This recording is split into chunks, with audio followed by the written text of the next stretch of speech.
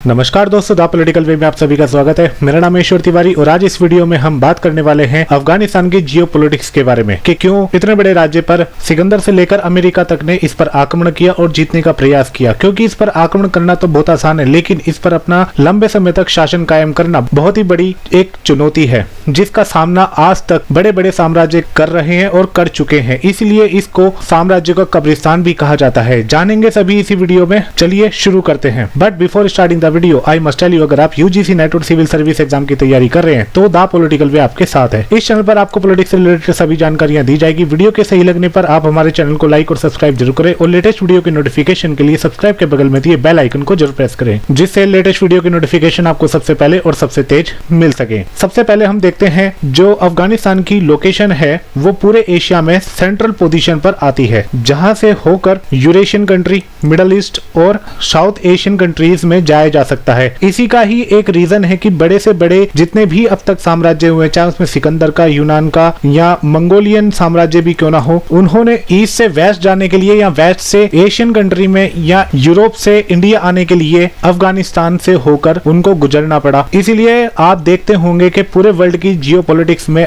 अफगानिस्तान एक ऐसा केंद्र बिंदु बना हुआ है जहां पर सबसे ज्यादा युद्ध आपको देखने को मिलता है। अगर भारत के प्राचीन इतिहास के बारे में भी बात करें तो जितने भी अब तक आक्रमणकारी हुए हैं सभी को अफगानिस्तान से होकर ही इंडिया में आना पड़ा है। करंट सिनेरियो में आपको अफगानिस्तान की कंडीशन के बारे में पता है कि वहां पर क्या हो रहा है, इसलिए बहुत ज्यादा इंपॉर्टेंट है कि इसकी जियोपॉलिटिक्स को समझा जाए। अगर भारत की बात करें तो भारत की लगभग 106 किलोमीटर की जो रेखा है, बाउंड्री लाइन है, वो अफगानिस्तान से लगती है और इस बाउंड्री लाइन का नाम है डूरंड लाइन। इसको 1893 ईस्वी में ब्रिटिश एम्पायर और अफगानिस्तान के जो एम्पायर थे ब्रिटिशर्स, मोर्टिमर डूरंड और उस समय के जो वहां के शासक थे अब्दुल रहमान खान, उन्होंने आपसी मतभेदों को सुलझाने के लिए, एक शांति कायम करने के लिए इस डूरंड लाइन को खींचा था। ये आज तक कायम है और इसी रेखा के द्वारा अफगानिस्तान की सीमा रेखा निर्धारित होती है। अगर हम अफगानिस्तान में जो कियास बना हुआ है उसके पीछे के बड़े रीजन के बारे में जाने तो पता चलेगा कि वहां पे लगभग 13 प्रकार की जो एथनिक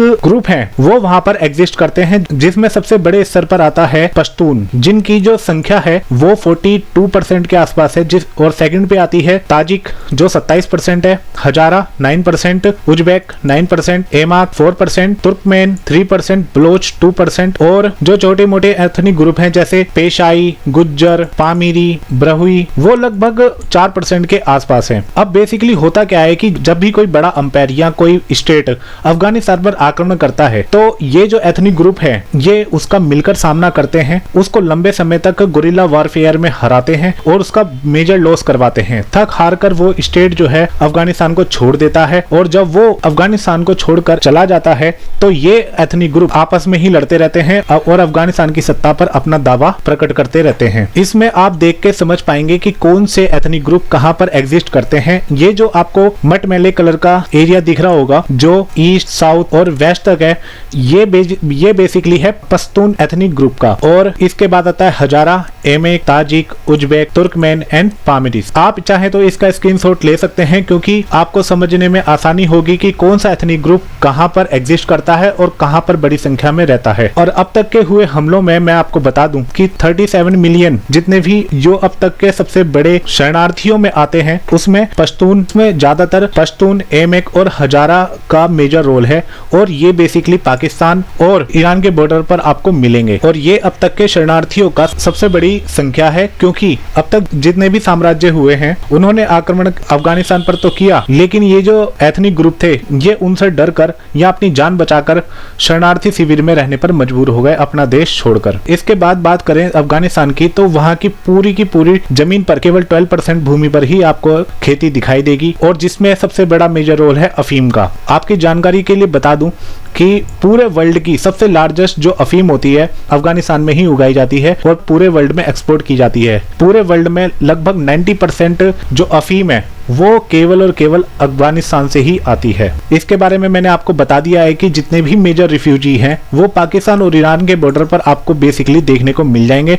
और जो पाकिस्तान का जो मेजर बॉर्डर है जहां पर आपको रिफ्यूजी मिलेंगे उसका नाम है खैबर पास। खैबर पास पेशावर में स्थित है, जहां पर अफगानिस्तान और पाकिस्तान का चेक पोस्ट है। इस पर कोई फेंसिंग लाइन बेसिकली नहीं है।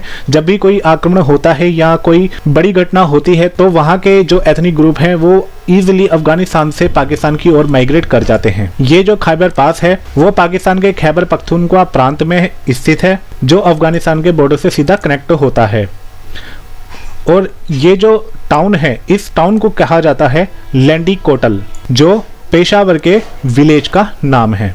इस पिक्चर में आपको दिखाई देगा कि यहाँ पर एक रिंग रोड बनी हुई है जो अफगानिस्तान की मेजर सिटी है, जिसमें हेरात, दालेराम, जरांग, कंधार, काबुल और मजार शरीफ शामिल है। इन मेजर सिटीज को ये हाईवे, ये नेशनल हाईवे अफगानिस्तान का कनेक्ट करता है। ये बेसिकली एक रिंग रोड की तरह है और इस नेशनल हाईवे को कहा जाता है गारलैंड रोड। और इसी को ध्यान में रखते हुए इंडिया ने अपनी पॉलिसी बनाई थी, जहां पर गुजरात के कैंडला से चाबहार तक सी पोर्ट के द्वारा और चाबहार से जरांग तक, चाबहार बेसिकली ईरान में है, और ईरान से ही एक हाईवे तैयार किया था इंडिया ने जरांग तक जाने के लिए और जरांग से इस गारलैंड रोड से कनेक्ट करने के लिए, जिससे इंडिया की पहुंच इजीली यूरेशिया तक हो सके। बट अनफॉर्चुनेटली ईरान पर सैंक्शन लगने के कारण और अफगानिस्तान में युद्ध होने के कारण इस प्रोजेक्ट को ठंडे बस्ते में डाल दिया गया। अब बात करते हैं हम कि अफगानिस्तान को ग्रेवयार्ड ऑफ एम्पायर क्यों कहा जाता है। आपके सामने मैंने एक डेटा रखा है जिसको देखकर आप समझ पाएंगे कि इसको ग्रेवयार्ड ऑफ एम्पायर, साम्राज्यों की कब्रगाह क्यों कहा जाता है। अफगानिस्तान में मैंने आपको बताया था कि 13 प्रकार के तो एथनिक ग्रुप हैं जो आपस में ही लड़ते रहते हैं। जब कोई बाहर की कंट्री उनके देश पर आक्रमण करती है तो मिलके तो वो उस कंट्री का सामना कर लेते हैं, लेकिन जैसे ही वो कंट्री थक हार के चली जाती है तो ये आपस में ही लड़ते रहते हैं। उसके बाद इसमें टेरर ग्रुप भी शामिल होते हैं, जिसमें तालिबान और कायदा का मेजर रोल है। अब इसमें ISIS के नामक आतंकी संगठन भी शामिल हो गया है। अफगानिस्तान को अगर ढंग से समझे, जब अफगानिस्तान पर ब्रिटिशर्स का कब्जा था तो फर्स्ट एंग्लो अफगान वॉर में जो मरने वाले सैनिक थे उनकी संख्या थी 4700, और जो सेकंड एंग्लो अफगान वॉर था जो 1878 से 1880 तक चला, उसमें मरने वाले सैनिकों की संख्या थी 9850। ऐसे ही थर्ड एंग्लो अफगान वॉर में जो 1919 में हुआ था, जिसके बाद ब्रिटिशर्स ने अफगानिस्तान को स्वतंत्रता प्रदान कर दी थी, उसमें 236 सैनिक मारे गए थे। उसके बाद आया हीरो बन के सोवियत यूनियन, जिसे पहले USSR कहा जाता था। कोल्ड वॉर में 1979 से 1989 तक सोवियत यूनियन ने लगभग 10 साल तक अफगानिस्तान पर कब्जा जमाए रखा और इस दौरान इसके सैनिक 14,453 की संख्या में मारे गए। उसके बाद जब 9/11 की घटना हुई तो अमेरिका और नाटो ने मिलकर सीधा अफगानिस्तान पर इंटरवीन कर दिया और 2001 से लेकर 2021 तक इन दोनों के कंबाइंड ऑपरेशन में USA के 2348 और नाटो के ऑपरेशन एंड्यूरिंग फ्रीडम में 1147 मिलिट्री पर्सनल मारे गए। और इसी के साथ अमेरिका को यहाँ पर ह्यूज अमाउंट भी पे करनी पड़ी, जो लगभग थी 150 लाख करोड़ के आसपास। मतलब पूरे इस 20 साल में जो 2001 से 2021 तक चला, इसमें अमेरिका को 2 ट्रिलियन अमेरिकन डॉलर का इन्वेस्ट करना पड़ा, लेकिन उसके हाथ फिर भी खाली रही। उसके हाथ कुछ नहीं लगा, थक हार के उसको भी अफगानिस्तान छोड़कर जाना पड़ा। आज करंट में भले ही तालिबान ने अफगानिस्तान पर पूरी तरह से कब्जा कर लिया है, लेकिन आने वाले समय में देखना होगा कि वो कैसे अफगानिस्तान को रन कर पाता है। आज भले ही चाइना, रशिया और पाकिस्तान अब तालिबान को मान्यता दे रहे हो, लेकिन उनको ये नहीं भूलना चाहिए कि वो अभी तो अपने नेशनल इंटरेस्ट के लिए अफगानिस्तान को मान्यता दे रहे हैं कि वो उसमें इंटरवीन कर सके, लेकिन उनको इस इतिहास पे भी नजर डालनी चाहिए कि जो भूतकाल में अमेरिका, सोवियत यूनियन और ब्रिटिशर्स के साथ हुआ वो आगे चल के उनके साथ भी ना हो जाए। तो ये था हमारी वीडियो का अंत। उम्मीद करता हूँ कि आपको ये वीडियो जरूर पसंद आई होगी। मिलते हैं नेक्स्ट वीडियो में। Till then God bless you all, take care and Jai Hind.